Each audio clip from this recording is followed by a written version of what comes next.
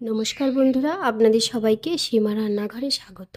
আজ আমি রান্না করব বেগুন আলুর ভর্তা। তো তার জন্য দেখুন, এখানে আমি গোটা একটা বড় সাইজের বেগুন নিয়ে নিয়েছি, আর একটা নিয়ে নিয়েছি হাঁসের ডিম। এই যে দেখুন, তো এটা আমি হাঁসের ডিম নিয়েছি, আপনারা মুরগির ডিমও নিতে পারেন, কোনো অসুবিধে নেই। আর এখানে আমি নিয়ে নিয়েছি অল্প একটু কাঁচা লঙ্কা কুচি, আর একটা ছোট সাইজের টমেটোর অর্ধেক টমেটোকে ছোট ছোট করে টুকরো করে কুচি করে নিয়েছি। 4 কোয়া রসুন নিয়েছি আমি, আর একটা মাঝারি সাইজের পেঁয়াজের অর্ধেকটা পেঁয়াজকে আমি ছোট্ট ছোট্ট করে টুকরো করে কেটে নিয়েছি। তো এই যে বেগুন, এই যে আমি ডিম বেগুনের রেসিপিটা বানাবো, তো এই পুরো ভিডিওটা আপনারা আমার সঙ্গে থাকুন, থেকে দেখুন আমি কিভাবে এই রেসিপিটা বানাচ্ছি। তবে আপনারা খুব সহজেই শিখে যাবেন আর খুব সহজে বাড়িতে তৈরি করতে পারবেন। এখন প্রথমে আমি ডিমটাকে ভেঙে একটা বাটিতে নিয়ে নেব।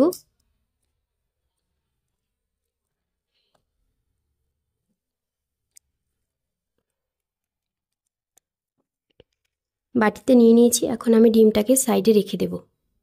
ডিমটা আমি সাইডে রেখে দিয়েছি। এখন কি করবে, এই যে বেগুনটাকে আমি এইখান দিয়ে কেটে নেব।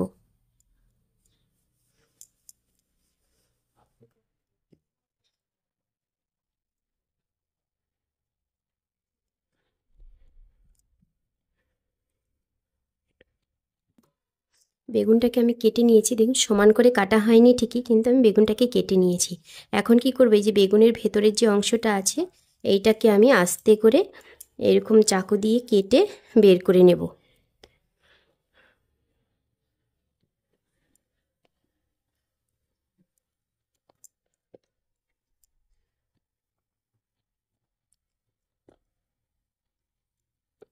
তো আপনাদের ঘরে যদি একটা মাত্র ডিম থাকে আর এরকম একটা বেগুন থাকে, তাহলে আপনারা কিন্তু এই রেসিপিটা খুব সহজেই বানিয়ে ফেলতে পারবেন।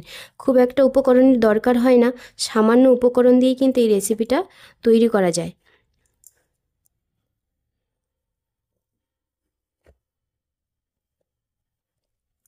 তো এইভাবে আমি ভেতরের অংশগুলোকে বের করে নিচ্ছি।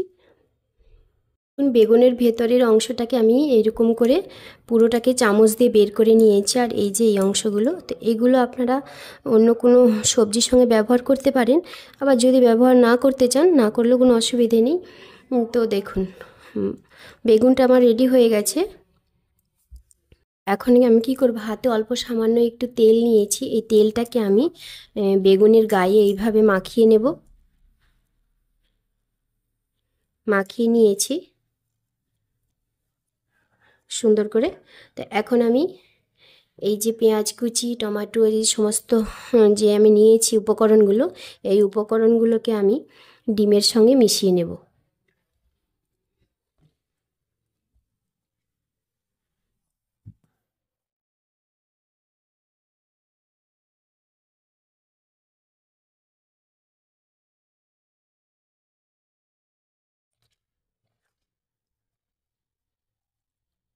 ডিমের মধ্যে আমি সমস্ত উপকরণগুলো দিয়ে দিয়েছি। এখন দিয়ে দেব স্বাদ মতো নুন।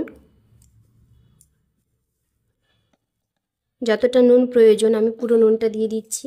দিয়ে দেব হলুদের গুঁড়ো। তো হলুদের গুঁড়োটা আমি দিয়ে দিচ্ছি, আপনারা যদি না চান নাও দিতে পারেন, কোনো অসুবিধে নেই। হলুদের গুঁড়োটা দিলে কি হবে, কালারটা একটু সুন্দর হবে। এই যা। তো এখন দিয়ে দেব আমি সর্ষের তেল। এখানে আমি তেল দিয়ে দিলাম 2 চামচ পরিমাণ। এখন এই সমস্ত উপকরণগুলোকে ডিমের সঙ্গে ভালো করে এইভাবে মাখিয়ে নেব। ডিমের সঙ্গে কিন্তু আমি এই যে টমেটো, কাঁচা লঙ্কা, পেঁয়াজ সমস্তগুলোকে মেখে রেডি করে নিয়েছি। এখন আমি এই যে বেগুনটা আছে, এই বেগুনের ভেতরে দিয়ে দেব তেল। তেলটা একটু বেশি পড়ে গেছে আমার, এখান থেকে আমি খানিকটা তেল ঢেলে নিচ্ছি। দেখুন তেলটাকে আমি এইভাবে বেগুনের গায়ে এইভাবে লাগিয়ে ঘুরিয়ে ঘুরিয়ে নিয়েছি। নিয়ে এখন এই যে রসুনগুলো নিয়েছিলাম, রসুনগুলো আমি এর মধ্যে দিয়ে দেব। দিয়ে দিয়েছি। আর এই যে ডিমের যে একটা ব্যাটার বানিয়েছি আমি, ডিমের ব্যাটারটাকে এর মধ্যে দিয়ে দেব।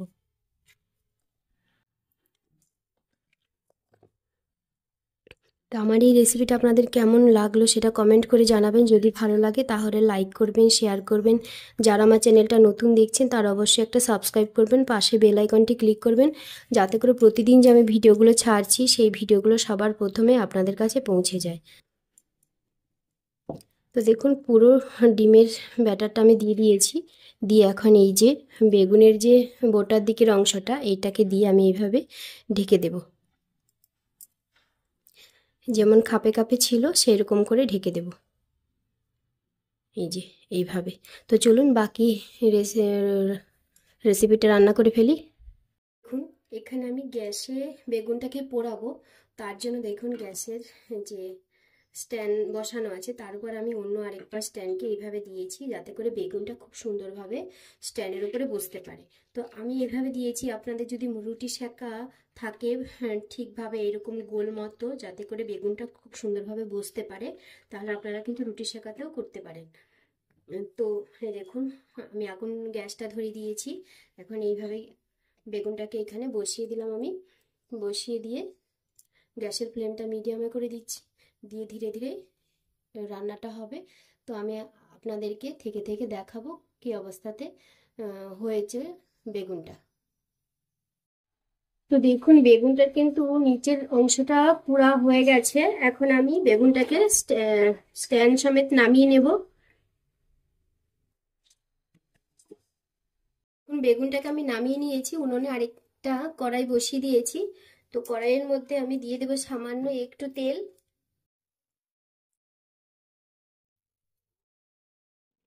খুব সামান্য দিতে হবে, 1/2 চামচ পরিমাণ। বেগুনটাকে আমি একটা প্লেটে নিয়ে নিয়েছি, আর যেই অংশগুলো পুড়ে গেছে পেজের নিচের দিকে সেই পোড়া অংশগুলোকে খোসাগুলোকে ফেলে দিতে হবে।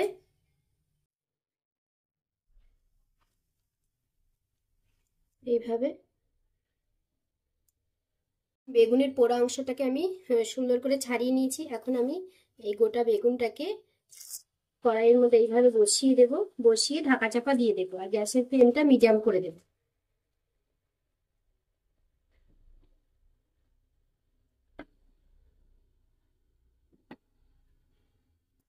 দেখি বেগুনটা কেমন হয়েছে।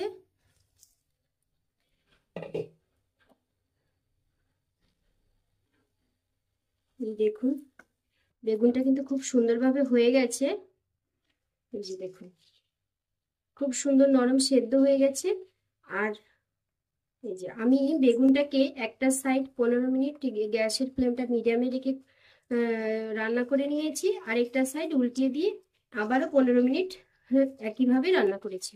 তো গ্যাসের ফ্লেমটা কিন্তু মিডিয়ামে করেই রান্না করতে হবে, গ্যাসের ফ্লেমটা যখন হাই করে দেবেন তাহলে কিন্তু বেগুনটা পুড়ে যাবে, ভালো লাগবে না খেতে। দেখুন কত সুন্দর সেদ্ধ হয়ে গেছে, এই দেখুন ভেতরটা। আর যে আমি ডিমটা দিয়েছিলাম ডিমটাও কিন্তু খুব সুন্দর হয়ে গেছে। তো এখন আমি এটাকে এইভাবে কাঁটা চামচের সাহায্যে মেখে ভর্তাটা বানিয়ে ফেলবো।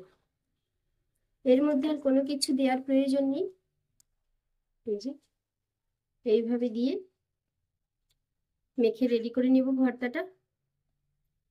বেগুনের ভর্তাটা আমি সুন্দর করে এইভাবে মেখে রেডি করে নিয়েছি উনুনের উপরে। গ্যাসের ফ্লেমটা কিন্তু আমি এখনো বন্ধ করিনি, জ্বালানো অবস্থাতেই আছে। তো ভর্তাটা মাখা হয়ে গেছে, উপর থেকে সামান্য দিয়ে দেবো একটু কাঁচা সরষের তেল। আর যদি আপনাদের ঘরে ধনেপাতা থাকে তাহলে ধনেপাতা দিতে পারেন। আবার শুকনো লঙ্কাকে শুকনো কড়াইতে ভেজেও দিতে পারেন, আবার তেলে ভেজেও দিতে পারেন, বা কাঁচা লঙ্কাকেও দিতে পারেন। তো যেহেতু আমি প্রথমে একটু কাঁচা লঙ্কা বেশি করে ব্যবহার করেছি সেই জন্য আমি আর কোনো লঙ্কা ব্যবহার করব না। তো এটাকে নামিয়ে এখন আমি গরম গরম ভাতের সঙ্গে পরিবেশন করব। তো আপনারাও ঘরে অবশ্যই একদিন এইভাবে বানিয়ে খাবেন, খেয়ে দেখবেন কেমন লাগে। তো আপনারা সবাই ভালো থাকবেন, সুস্থ থাকবেন, সবাইকে টাটা।